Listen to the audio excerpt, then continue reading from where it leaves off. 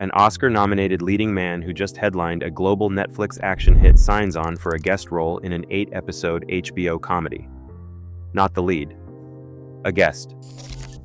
Taron Egerton joining Season 2 of Rachel Sennott's I Love LA might read like a routine trade item. It's not. It's a power play, and it signals a shift in how the best film actors are now choosing to build their careers. The trade reports broke on August 5th, 2026.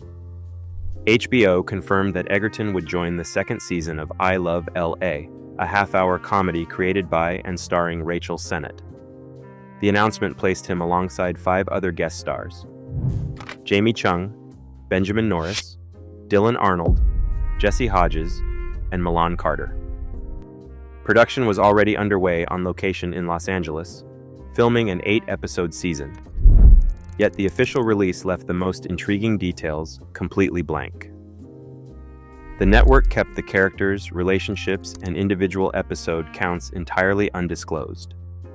Under normal circumstances, a trade announcement like this gets buried in the daily entertainment news cycle. It lists a group of actors stepping into a brief creative window and moves on.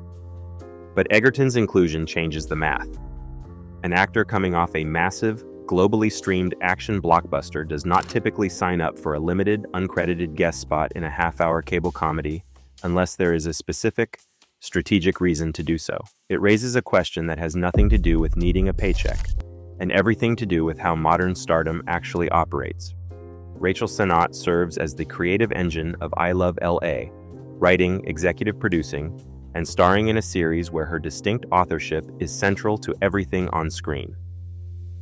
Sennott plays Maya, an aspiring talent manager attempting to guide her influencer friend Tallulah, played by Odessa Azion, through a very specific social circle. Alongside Jordan Firstman, Josh Hutcherson, and True Whitaker, this ensemble populates a world of young Los Angeles professionals navigating ambition, relationships, online identity, and the daily, hyper-specific pressures of the entertainment industry.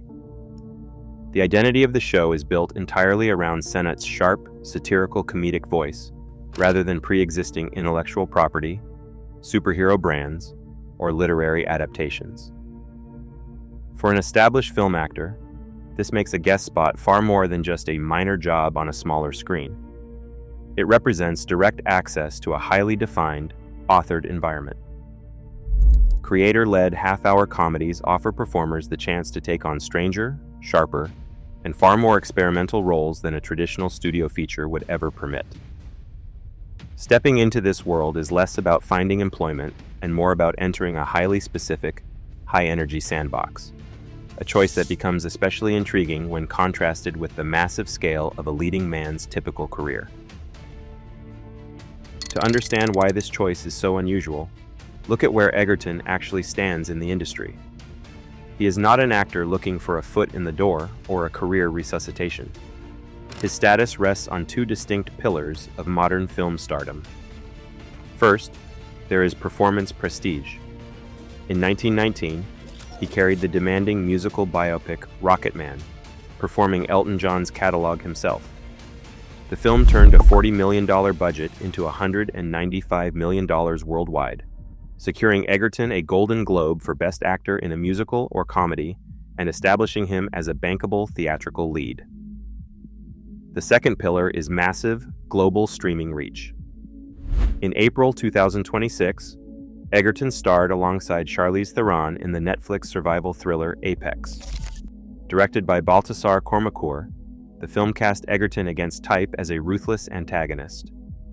It dominated global viewership, bringing in over 60 million hours watched in its opening week and pulling in 40 million views in its second week alone. Within 14 days, nearly 80 million households had streamed the film. These 2 milestones represent opposite ends of modern commercial success: prestigious, character-driven theatrical work on one hand, and high-volume, global action visibility on the other. With both boxes checked, Egerton has no financial or promotional need to hunt for basic television employment. His participation in an 8-episode cable comedy is entirely elective. The move suggests a different calculation altogether. It raises a strategic question. What can a half-hour comedy room offer a leading man that a major studio film cannot? The answer lies not in a step down in scale, but in a step toward deliberate creative experimentation, allowing an actor to test a completely different performance register in a low-risk, highly authored environment. An 8-episode cable season takes about 4 to 5 months to shoot, whereas a traditional network broadcast run requires 9. This gap in the production calendar changes the math for performers. Instead of signing a multi-year contract that blocks out movie offers, film actors can step into a complete television world and still keep their calendar open for theatrical features. This flexibility is increasingly valuable because the traditional home for character-focused acting is disappearing. The film industry's middle class, the space for character-driven stories with budgets between $20 million and $90 million, is shrinking. In 2025, domestic box office revenue for these mid-budget films dropped 40% as studios focused resources on giant franchises. The experimental, tonally unusual scripts that once defined mid-budget cinema moved to premium television and streaming, where episodes command $6 to $10 million budgets. For an established lead, a guest spot in this ecosystem functions as a low-risk test. Landing a guest role on a half-hour comedy pays a top-of-show scale, but the primary value is artistic safety. A performer can test their comedic timing and build chemistry with a fresh creative team over a few weeks. This bounded appearance lets them experiment with a new style without making an entire series the permanent definition of their career phase. Today, guest work operates as a tactical career choice rather than an automatic fallback. HBO did not wait for the first season of I Love LA to finish before placing its BET.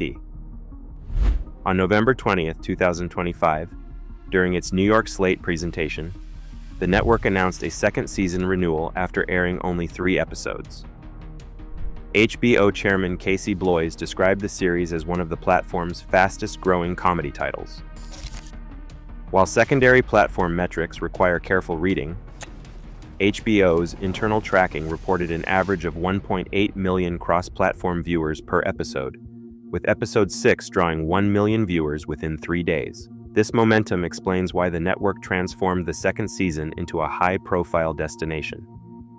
Recruiting a guest roster of Egerton, Jamie Chung, Benjamin Norris, Dylan Arnold, Jessy Hodges, and Milan represents a major institutional push. It indicates that comedy executive Amy Gravitt and her team chose to aggressively build the show's footprint rather than treat it as a quiet, one-season experiment. By assembling this group, HBO positions the series as a central hub in the current creative conversation. It is a reciprocal transaction. A rising comedy room offers cultural relevance, while the arrival of established film talent immediately boosts the show's industry visibility. There are limits to this inference. Outside observers cannot know the private financial terms, individual scheduling negotiations, or the exact nature of the undisclosed characters. The casting does not reveal personal motivations or prove specific contract details. What it does confirm is a mutual calculation. HBO has curated a specific sandbox where authored comedy and film-level recognition meet, turning a sophomore comedy series into a highly desirable place for actors to be seen. Today, the ultimate industry leverage isn't staying on the big screen, it's having the freedom to step off it. As premium television cements itself as the premier arena for creative risk, the power play has changed. It's no longer about top billing, but creative freedom. Let me know your thoughts below.